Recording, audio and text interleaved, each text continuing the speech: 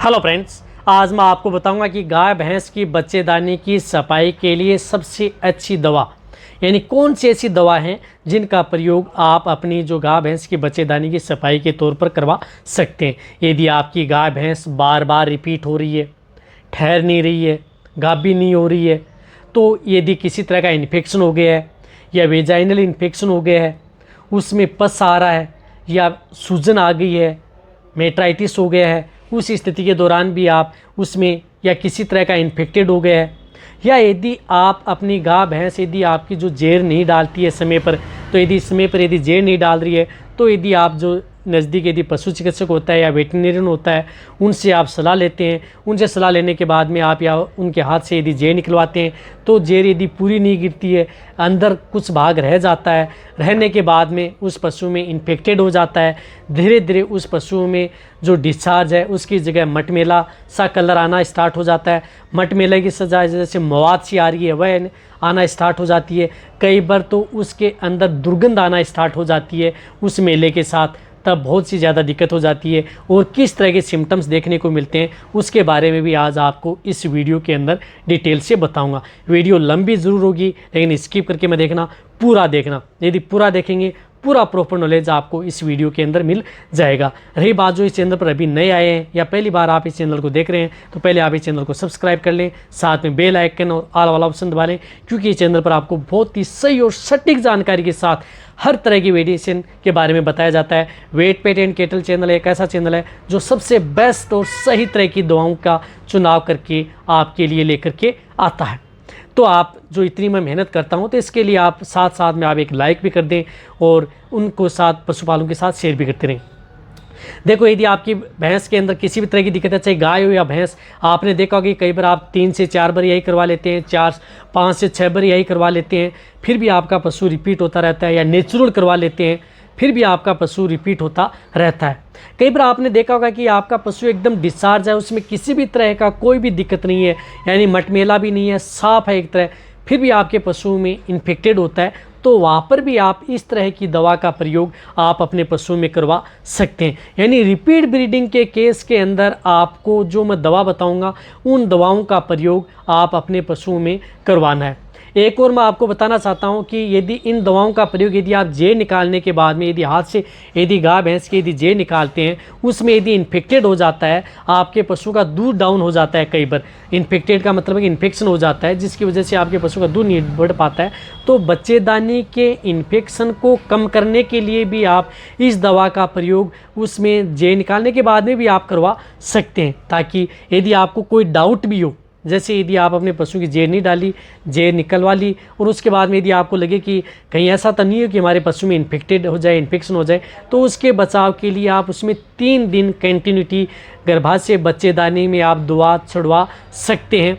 वह भी आपके पशु के लिए सेफ रहती है। उसके बाद में यदि आपका पशु कभी भी हीट में आता है, तो आपका पशु प्रॉपर हीट में आता है, लेकिन उस स्थिति में आपको एक हीट छोड़ देनी चाहिए और दूसरी हीट में आपको उसको आप कंसीव करवा सकते हैं। रही बात इसी के तौर पर आपने देखा होगा कि यदि आपके पशु में जिस प्रकार से पायोमेट्रा की शिकायत हो जाती है, बहुत ही ज़्यादा दिक्कत यदि आपके पशु में हो जाती है, तो भी आप उन दवाओं का प्रयोग करना चाहिए।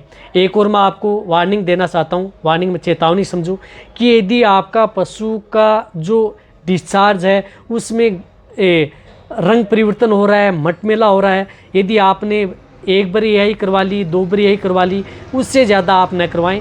उससे क्या होता है कि आप जब भी आप उसमें यही करवाते हैं या नेचुरल करवाते हैं, तो वह इन्फेक्शन आपके पशु में ज़्यादा फैलता जाता है। इससे यदि आपके पशु में ज़्यादा इन्फेक्शन फैलता जाता है, तो वहाँ पर आपको और भी ज़्यादा ज़रूरत एंटीबायोटिक की पड़ती है, वहाँ पर आप अदर इंजेक्शन आपको इंजेक्शन लगवाने पड़ते हैं। तो उनसे बचाव के लिए कि आप उसकी बच्चेदानी में इंट्रायूटेराइन ही दवा ही आप छुड़वा लें, ताकि आपका पशु इससे सेफ रहे।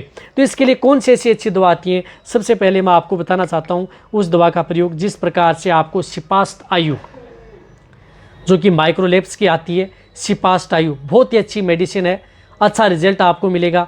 जिसके अंदर साल्ट आता है सिपालेक्सिन, सिपालेक्सिन आता है। इस साल्ट का प्रयोग कर सकते हैं। सूखे पाउडर के रूप में एंटीबायोटिक आती है, इससे कि जो 4 ग्राम के अंदर आती है, जिस प्रकार से 4 ग्राम का एक सफ़ेद रंग का इसके अंदर पाउडर आता है, इसको आप 40 ml, इसमें डिस्टिल वाटर आता है, उस डिस्टिल वाटर से आपको घोलना है।